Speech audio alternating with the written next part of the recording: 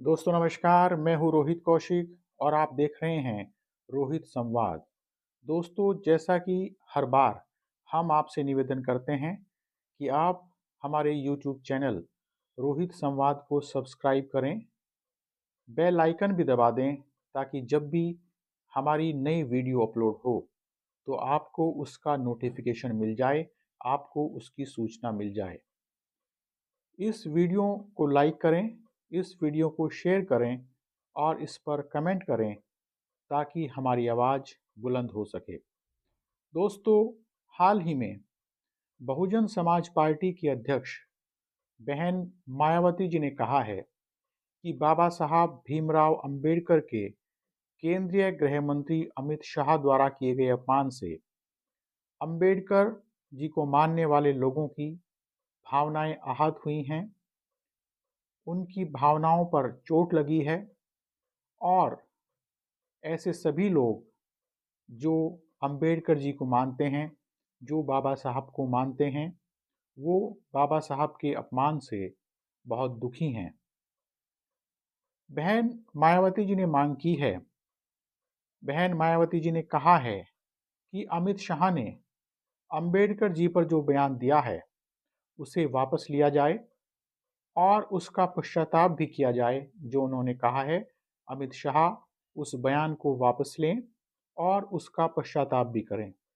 और यदि इस मांग पर अमल नहीं किया गया, यदि इस मांग को नहीं माना गया, तो बहुजन समाज पार्टी 24 दिसंबर को देशव्यापी आंदोलन करेगी, पूरे देश में प्रदर्शन करेगी। 24 दिसंबर को सभी जिला मुख्यालयों पर शांतिपूर्ण धरना और प्रदर्शन किया जाएगा। ये बहन मायावती जी ने कहा है। अब इस आंदोलन की क्या रूपरेखा होगी, इस आंदोलन की क्या रणनीति होगी, इस बारे में अभी कोई बताया नहीं गया है, कोई चीज़ विस्तार से नहीं कही गई है। सवाल यह है कि बहुजन समाज पार्टी 24 दिसंबर को धरना प्रदर्शन कर क्या चुप बैठ जाएगी या फिर इस आंदोलन को आगे भी ले जाया जाएगा, आगे भी बढ़ाया जाएगा। इस बारे में अभी कोई सूचना नहीं है। अगर बहुजन समाज पार्टी एक दिन धरना प्रदर्शन कर चुप बैठ गई तो ऐसे प्रदर्शन का, ऐसे धरनों का क्या लाभ है?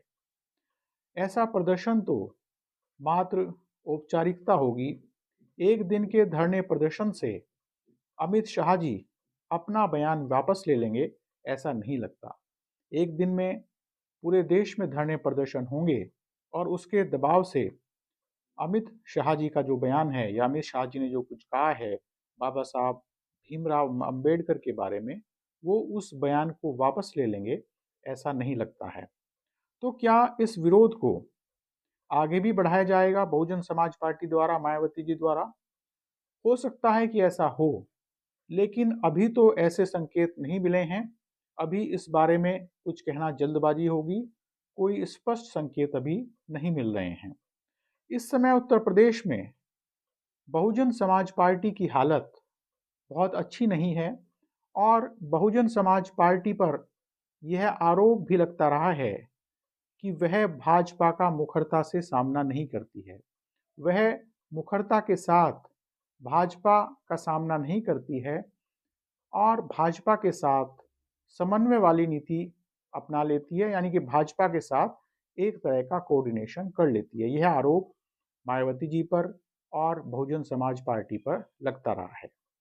काशीराम जी के बाद बहन मायावती जी ने दलित समाज को एकजुट करने में, दलित समाज को इकट्ठा करने में निश्चित रूप से महत्वपूर्ण भूमिका निभाई है।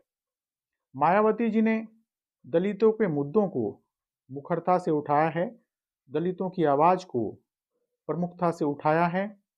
उत्तर प्रदेश में जब मायावती जी की सरकार रही तो उस समय अधिकारियों में भी एक डर होता था और वो डर यह होता था कि वो अधिकारियों से किसी भी मुद्दे पर कुछ भी सवाल पूछ सकती थी और खासकर दलितों के मुद्दे पर। अगर दलितों का कहीं उत्पीड़न हो रहा है, अगर दलितों को कोई पीड़ा है, तो उनके मुद्दे पर बहन मायावती जी अधिकारियों से, जो ऑफिसर्स थे, उनसे सीधा सवाल करती थी। तो अधिकारियों में एक डर था। यही कारण था कि उस समय बहुजन समाज के लोगों को, दलित समाज के लोगों को यह महसूस हुआ कि यह उनकी अपनी सरकार है। दलितों को लगा कि मायावती की सरकार में, बहन मायावती जी की सरकार में उनकी बात जरूर सुनी जाएगी, जो वो कहेंगे उनकी बात सुनी जाएगी, जो उनका दुख दर्द है, जो उनकी पीड़ा है, उनको सुना जाएगा और उस पर कुछ अमल किया जाएगा ताकि उनकी स्थिति सुधर सके। और सच्चाई भी यह है कि दलित समाज की, बहुजन समाज की बात मायावती जी के राज में सुनी गई। एक समय जब मायावती जी ने तिलक तराजू और तलवार, इनको मारो जूते चार, यह नारा दिया था, तो उस समय वह दलित राजनीति के अंतर्गत जातिगत आधार पर संगठन और विघटन का एक नया शास्त्र गढ़ रही थी, एक नया अध्याय दलित राजनीति में जोड़ रही थी। हालांकि जो स्वर्ण समाज के लोग हैं, उन्होंने मायावती जी की इस राजनीति को उचित नहीं ठहराया और ये कहा उस समय कि मायावती जी नफरत की राजनीति कर रही हैं, मायावती जी घृणा की राजनीति कर रही हैं। वो क्यों कहा? वो केवल इसी नारे के आधार पर कहा जो मायावती जी ने नारा दिया था, तिलक तलवार तराजू और तलवार, इनको मारो जूते चार। तो उस समय मायावती जी दलित राजनीति के अंतर्गत जातिगत आधार पर संगठन और विघटन का एक नया शास्त्र रच रही थी, एक नया अध्याय लिख रही थी दलित राजनीति में। बाद में जब उन्होंने सर्व समाज का नारा दिया, तो उन्होंने सर्व समाज के नारे के अंतर्गत विभिन्न जगहों पर ब्राह्मण रैलियां भी आयोजित की, तो भी वो दलित राजनीति का एक नया शास्त्र गढ़ रही थी, दलित राजनीति का एक नया अध्याय लिख रही थी। अपनी इस राजनीति के कारण ही उन्हें उत्तर प्रदेश में निश्चित रूप से सत्ता हासिल हुई, लेकिन अब वे काफ़ी समय से सत्ता में नहीं हैं, अब वे काफ़ी समय से सत्ता से दूर हैं, उन्हें सत्ता नहीं मिल पाई है, तो इसका कुछ ना कुछ जो हानि है वो उन्हें हुई है।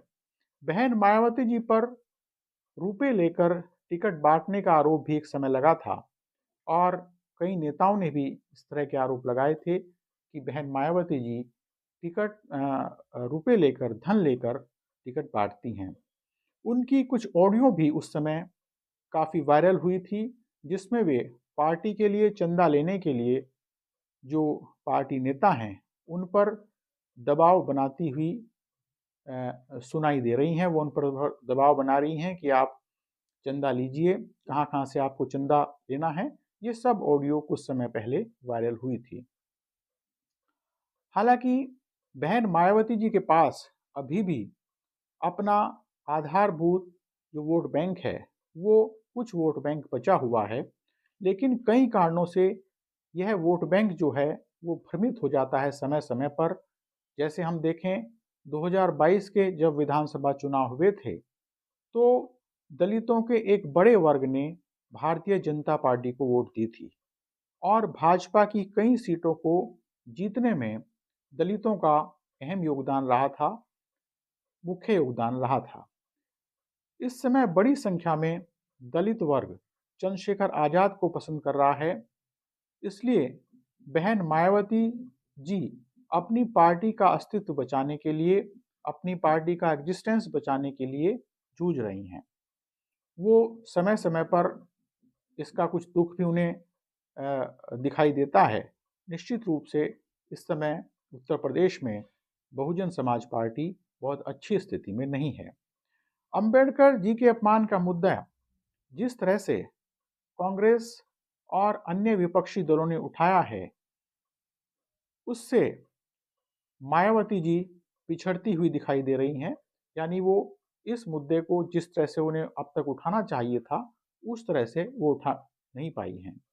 राहुल गांधी ने जिस तरह से नीली टी शर्ट पहनकर और इंडिया गठबंधन के सभी लोगों को साथ लेकर अंबेडकर जी के अपमान का मुद्दा उठाया है, तो उससे इस मामले पर राहुल गांधी आगे आते हुए दिखाई दे रहे हैं और उसके साथ साथ कई नेता राहुल गांधी के साथ अगली पंक्ति में खड़े हुए दिखाई दे रहे हैं।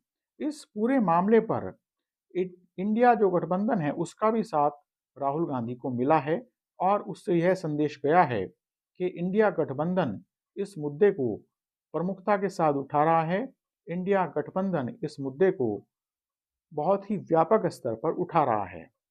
दलित या बहुजन समाज की पार्टी होने का दावा करने वाली बहुजन समाज पार्टी या मायावती जी भी अभी तक इस मुद्दे को उस तरह नहीं उठा पाई हैं जिस तरह से उन्हें उठाना चाहिए था, क्योंकि दलितों की पार्टी है बहुजन समाज पार्टी, तो उन्हें इस मुद्दे को बहुत प्रमुखता से उठाना था, बहुत आगे बढ़कर उठाना था। लेकिन अभी तक मायावती जी इस मुद्दे पर लीड नहीं ले पाई हैं और जिस तरह से उन्हें इस मुद्दे को उठाना चाहिए था उस मुद्दे को नहीं उठा पाई हैं। तो 24 तारीख को इस मुद्दे पर प्रदर्शन करके मायावती जी भी अगली पंक्ति में खड़ा होना चाहती हैं। देखने वाली बात यह होगी कि इस समय बहुजन समाज पार्टी के केवल एक सांसद हैं और ये राज्यसभा सांसद हैं। क्या इनका कोई महत्व इस राजनीति में रहा है? जब संसद में बाबा साहब भीमराव अंबेडकर के अपमान का मुद्दा उठा तो बहुजन समाज पार्टी के जो एकमात्र राज्यसभा सांसद हैं जिनका नाम है रामजी गौतम, क्या उन्होंने प्रमुखता से अपनी भूमिका अदा की इस प्रदर्शन में? मुझे लगता है नहीं। जब इंडिया गठबंधन अंबेडकर जी के अपमान के मुद्दे पर संसद में प्रदर्शन कर रहा था तो रामजी गौतम वहां से गायब थे। आजाद समाज पार्टी के सांसद चंद्रशेखर आजाद ने भी इस मुद्दे पर वैसी उग्रता नहीं दिखाई जैसी कि वे आमतौर पर दिखाते हैं। बहुजन समाज पार्टी और आजाद समाज पार्टी इंडिया गठबंधन में नहीं है, तो क्या ये दोनों पार्टी इसी वजह से इंडिया गठबंधन के प्रदर्शन में शामिल नहीं हुई? हालांकि चंद्रशेखर आजाद से अलग से इस मुद्दे पर अमित शाह को घेरा, उन्होंने इंडिया गठबंधन से अलग होकर बाबा साहब भीमराव अंबेडकर के मुद्दे पर अमित शाह जी को निश्चित रूप से घेरा, लेकिन जिस उग्रता के साथ, जिस प्रखरता के साथ उन्हें इस मुद्दे पर आगे आना चाहिए था, अभी तक वो उस तरह से दिखाई नहीं दिए हैं। तो क्या अंबेडकर जी को हथियाने के लिए भी राजनीति के अंदर एक राजनीति हो रही है? क्या अमित शाह द्वारा बाबा साहब भीमराव अंबेडकर के अपमान का मुद्दा पकड़कर बहन मायावती जी भी अपनी पार्टी में एक नई जान फूंकना चाहती हैं, एक नई ऊर्जा प्रदान करना चाहती हैं? और क्या ऐसे मुद्दों से वास्तविक रूप से बहुजन समाज में एक नई ऊर्जा का संचार होगा?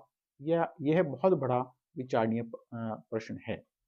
अगर आप यह सोच रहे हैं कि केवल ऐसे मुद्दों को उठाकर बहुजन समाज पार्टी पुनर्जीवित हो जाएगी, उसमें एक नई ऊर्जा का संचार हो जाएगा, तो यह एक बहुत बड़ा भ्रम है।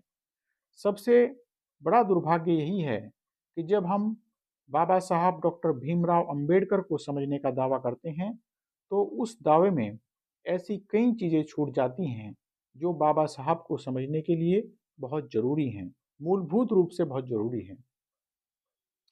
बहरहाल अभी तो कुछ दिन अंबेडकर जी पर वाद विवाद होगा, अंबेडकर जी पर चर्चा होगी। यह चर्चा राजनीति के लिए कितनी शुभ होगी यह जरूर देखना होगा। बहरहाल आज रोहित संवाद में इतना ही। जल्द ही मिलेंगे एक नए मुद्दे के साथ। नमस्कार।